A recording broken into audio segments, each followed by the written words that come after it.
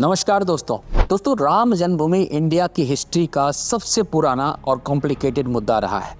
राम जन्मभूमि के विषय पर अगर लोग बात भी करते थे तो मामला इतना सेंसिटिव हो जाया करता था जिसके बारे में आप सोच भी नहीं सकते। हजारों लोगों की जान गई और यह एक ऐसा केस था जहां पर भगवान श्री राम खुद ही अपना केस लड़ रहे थे। बजाबते सुप्रीम कोर्ट के अंदर प्रॉपर उनकी फाइल बनाई गई थी। दोस्तों सुप्रीम कोर्ट के 1045 पेज की जजमेंट में कुछ ऐसी डिटेल्स है जिसमें आपको एक्चुअल रीजन समझ में आएगा कि क्यों ये लड़ाई 16 सेंचुरी से आज तक चली आ रही है। दोस्तों पूरी वीडियो सुप्रीम कोर्ट की जजमेंट रिपोर्ट्स, गवर्नमेंट की रिपोर्ट्स, न्यूज़ और आर्कियोलॉजिकल सर्वे के हिसाब से बनाया गया है। दोस्तों इस वीडियो को बनाने के पीछे का जो मकसद है ना वो ये है कि एक बार के लिए हम रियल फैक्ट्स के बेसिस पर देखें कि आखिर ये सारी चीज हुई उसके पीछे का कारण क्या था। जहाँ राम का जन्म हुआ था या कौन मर जाएगा जब इंसानियत पर खतरा हो। इंसान नहीं रहेगा तो मस्जिद में इबादत कौन देने जाएगा। कहानी है आज से 2500 वर्ष पूर्व का। उस समय अयोध्या किंगडम ऑफ कौशल का कैपिटल हुआ करता था। हिंदू पौराणिक ग्रंथ जैसे कि रामायण, भविष्य पुराण, लोमेश रामायण के अनुसार भगवान राम के बेटे महाराजा कुश अपने पिता भगवान श्री राम के जन्म स्थान पर सबसे पहले अयोध्या में राम मंदिर बनवाते हैं और फिर इसके बाद पीढ़ी दर पीढ़ी उनके वंशज इस राज्य में राज करते हैं। उनकी पीढ़ी के 40वां और आखिरी राजा थे बृहदबाला, जिन्होंने अयोध्या पर राज किया। अब इन्हीं के समय पर महाभारत की शुरुआत होती है और इन्हीं ग्रंथों के अनुसार महाभारत की लड़ाई में बृहदबाला को अभिमन्यु मार देते हैं और जब इनकी मृत्यु हो जाती है तो अयोध्या और अयोध्या स्थित राम मंदिर की हालत बहुत ही ज़्यादा खराब हो जाती है। अब इसके बाद वर्ष 57 AD में उज्जैन के सम्राट महाराजा विक्रमादित्य शिकार के लिए अयोध्या पहुंचते हैं और यहाँ के संतों से मिलते हैं। और जब महाराजा विक्रमादित्य को यहाँ के इतिहास के बारे में पता चलता है तो वो बहुत खुश होते हैं और उसके बाद उज्जैन के सम्राट महाराजा विक्रमादित्य राम मंदिर और पूरे अयोध्या शहर को दोबारा से बेहद खूबसूरत बनवाते हैं। फिर क्या था, यहाँ तक तो अयोध्या नगरी का सफर बहुत ही अच्छे तरीके से चल रहा था। दोस्तों अब आता है ईस्वी 1526 जब बैटल ऑफ पानीपत की लड़ाई होती है। दोस्तों बैटल ऑफ पानीपत की लड़ाई में मोहम्मद बाबर इब्राहिम लोदी को बैटल ऑफ पानीपत में हरा देता और 1526 ये वो साल था जब मुगल शासक बाबर भारत आया। 2 साल बाद बाबर के सूबेदार मीर बाकी ने अयोध्या में एक मस्जिद का निर्माण करवाया। मीर बाकी ने इस मस्जिद को उसी जगह पर बनवाया था जहां भगवान राम का जन्म हुआ था। बाबर के सम्मान में मीर बाकी ने इस मस्जिद का नाम बाबरी मस्जिद रख दिया। ये वो दौर था जब मुगल शासन पूरे देश में फैल रहा था। मुगलों और नवाबों के शासन के दौरान 1528 से 1853 तक इस मामले में हिंदू बहुत ज़्यादा मुखर नहीं हो पाए थे। दोस्तों 19वीं सदी में मुगलों और नवाबों का शासन कमजोर पड़ने लगा और अंग्रेज हुकूमत प्रभावी हो चुकी थी। इस दौर में ही हिंदुओं ने ये मामला उठाया और कहा कि भगवान राम के जन्म स्थान मंदिर को तोड़कर मस्जिद बना दी गई है। इनके बाद से रामलला के जन्म स्थान को वापस पाने की लड़ाई शुरू हुई। मीर बाकी के मस्जिद बनाने के 330 साल के बाद 1858 में लड़ाई कानूनी हो गई। जब पहली बार परिसर में हवन पूजन करने पर एक FIR दर्ज हुई तो अयोध्या रिविजिटेड किताब के मुताबिक 1 दिसंबर 1858 को अवध के थानेदार शीतल दुबे ने अपनी रिपोर्ट में बताया कि परिसर में चबूतरा बना है। ये पहला कानूनी दस्तावेज है जिसमें परिसर के अंदर राम के प्रतीक होने के प्रमाण हैं। इसके बाद तारों की एक बाड़ को खड़ी कर विवादित भूमि के आंतरिक और बाहरी परिसर में मुस्लिमों और हिंदुओं को अलग अलग पूजा और नमाज की इजाजत दे दी गई। सन 1858 में हुई घटना के 27 साल के बाद यानी कि 1885 में राम जन्मभूमि के लिए लड़ाई अदालत पहुंच गई, जब निर्मोही अखाड़े के महंत रघुवर दास ने फैजाबाद के न्यायालय में स्वामित्व को लेकर दीवानी मुकदमा दायर किया। दोस्तों यहीं से कहानी शुरू होती है। दास ने बाबरी के ढांचे की बाहरी आंगन में स्थित राम चबूतरे पर बने अस्थायी मंदिर को पक्का बनाने और छत डालने की मांग कर दी। दोस्तों जज ने फैसला सुनाया कि वहां हिंदुओं को पूजा और अर्चना करने का अधिकार है, लेकिन वे जिलाधिकारी के फैसले के खिलाफ मंदिर को पक्का बनाने और छत डालने की अनुमति नहीं दे सकते थे। एक और जहां देश भर में अंग्रेजों के खिलाफ आंदोलन चलाकर आजादी लेने की मुहिम जारी रही, वहीं दूसरी ओर राम जन्मभूमि की लड़ाई भी जारी रही। देश के आजाद होने के 2 साल बाद यानी कि 22 दिसंबर 1949 को ढांचे के भीतर गुंबद के नीचे मूर्तियों का प्रकटीकरण हुआ। आजादी के बाद पहला मुकदमा हिंदू महासभा के सदस्य गोपाल सिंह विशारद ने 16 जनवरी 1950 को सिविल जज फैजाबाद की अदालत में दायर कर दिया। विशारद ने ढांचे के मुख्य गुंबद के नीचे स्थित भगवान की प्रतिमाओं की पूजा अर्चना की मांग की। करीब 11 महीने के बाद 5 दिसंबर 1550 को ऐसी ही मांग करते हुए महंत रामचंद्र परमहंस ने सिविल जज के यहाँ मुकदमा दाखिल कर दिया। मुकदमे में दूसरे पक्ष को संबंधित स्थल पर पूजा अर्चना में बाधा डालने से रोकने की मांग रखी गई। 3 मार्च 1951 को गोपाल सिंह विशारद मामले में न्यायालय ने मुस्लिम पक्ष को पूजा अर्चना में बाधा न डालने की हिदायत दी। ऐसा ही आदेश परमहंस की तरफ से दायर मुकदमे में भी दिया गया।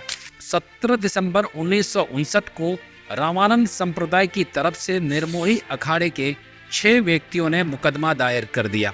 निर्मोही अखाड़े के 6 व्यक्तियों ने मुकदमा दायर कर इस स्थान पर अपना दावा ठोका। साथ ही मांग रखी कि रिसीवर प्रियदत्त राम को हटाकर उन्हें पूजा अर्चना की अनुमति दी जाए, यह उनका अधिकार है। मुकदमों की कड़ी में एक और मुकदमा 18 दिसंबर 1961 को दर्ज किया गया। ये मुकदमा उत्तर प्रदेश के केंद्रीय सुन्नी वक्फ बोर्ड ने दायर किया।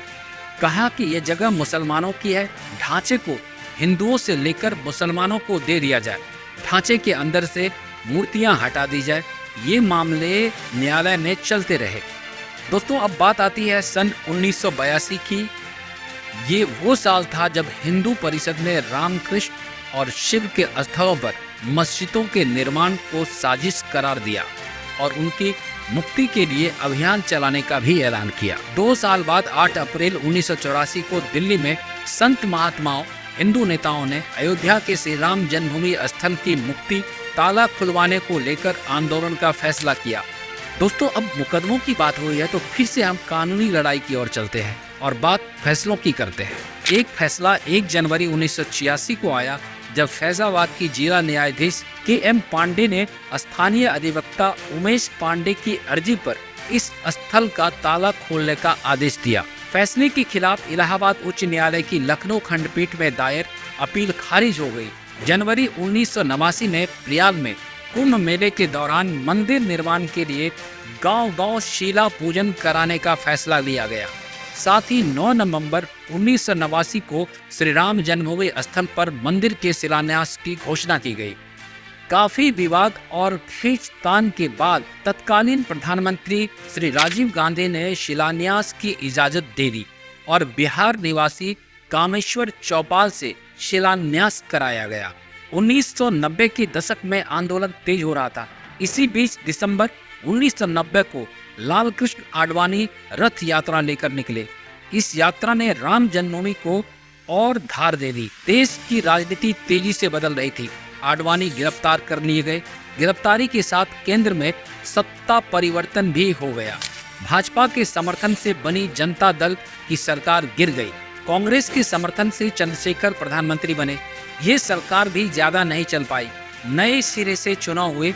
एक बार फिर केंद्र में कांग्रेस की सरकार दोबारा पुनर्स्थापित हुई। दोस्तों इन सब के बीच आई वो ऐतिहासिक तारीख जिसका जिक्र किए बिना ये किस्सा पूरा नहीं हो सकता। तारीख थी 6 दिसंबर 1992।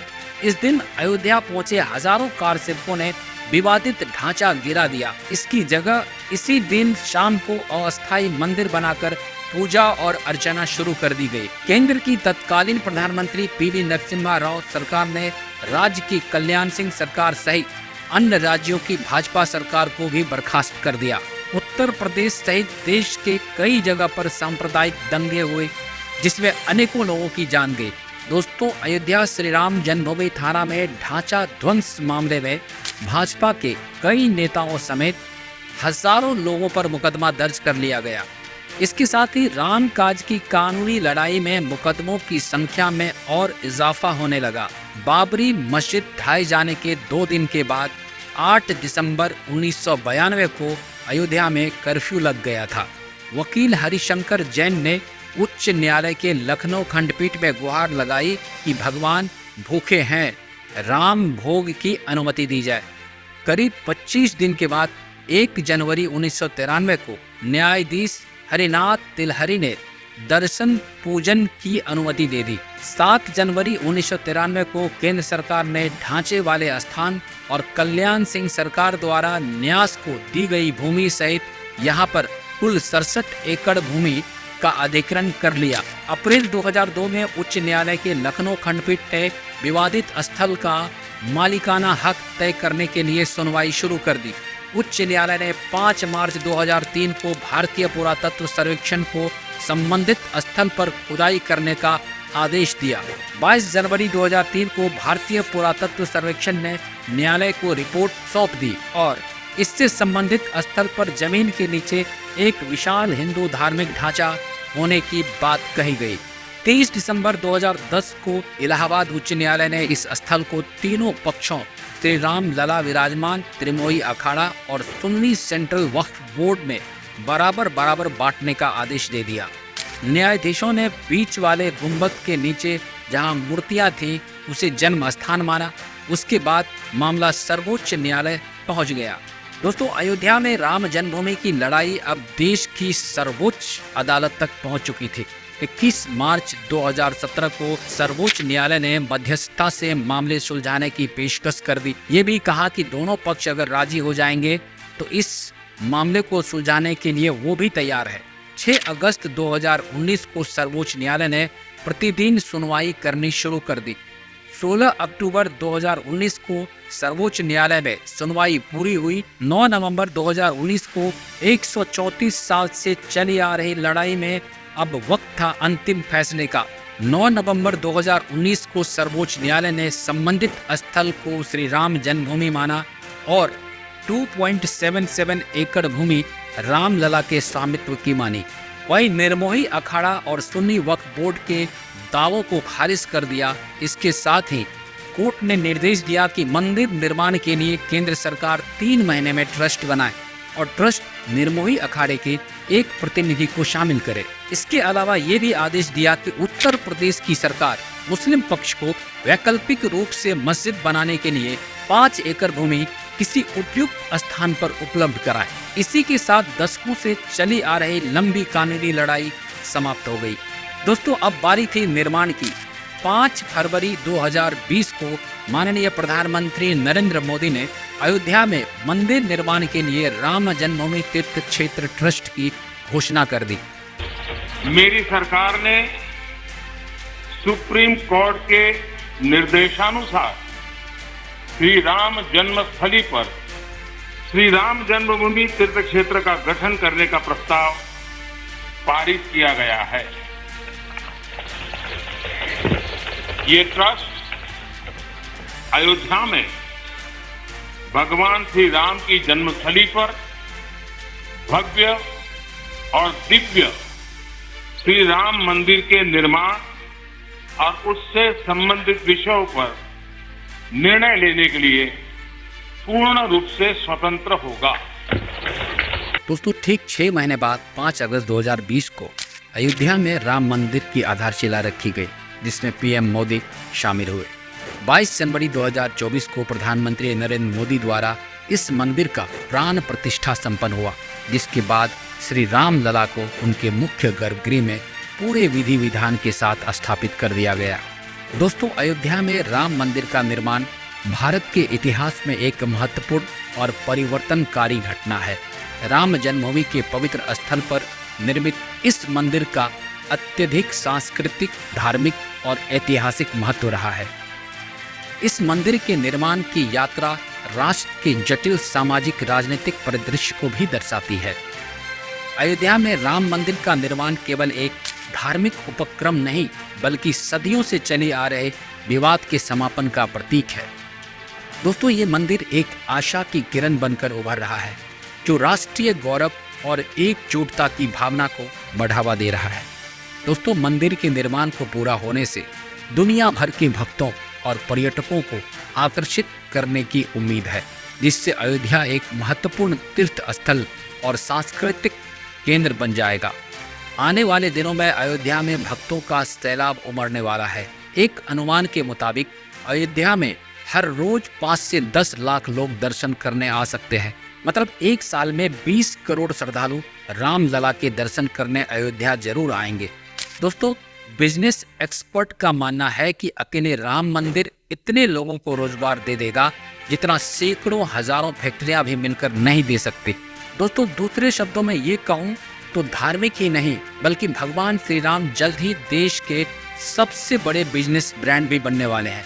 मतलब सिर्फ भगवान राम से जुड़ी चीजों का कारोबार इतना हो जाएगा जितना शायद ही किसी देश में किसी और चीज का कारोबार हो। फोर्ब्स की एक रिपोर्ट के मुताबिक 8% की एनुअल ग्रोथ के हिसाब से 2033 तक भारत में टूरिज्म का कुल कारोबार 443 अरब डॉलर का हो जाएगा। दोस्तों, इसलिए मैंने कहा कि प्रभु राम भारत के सबसे बड़े धार्मिक ब्रांड ही नहीं बल्कि सबसे बड़े बिजनेस ब्रांड भी बनने वाले हैं। दोस्तों, मेरी यही प्रार्थना है कि भगवान श्री राम के मंदिर के इस प्रताप से लाखों लोगों का पेट भरे, लाखों करोड़ों लोगों को रोजगार मिले और अनगिनत लोगों और उनके बच्चों को खुशियाँ मिले। जय श्री राम। दोस्तों, वीडियो पसंद आए तो प्लीज़ इसे लाइक, शेयर और सब्सक्राइब जरूर करें। नमस्कार।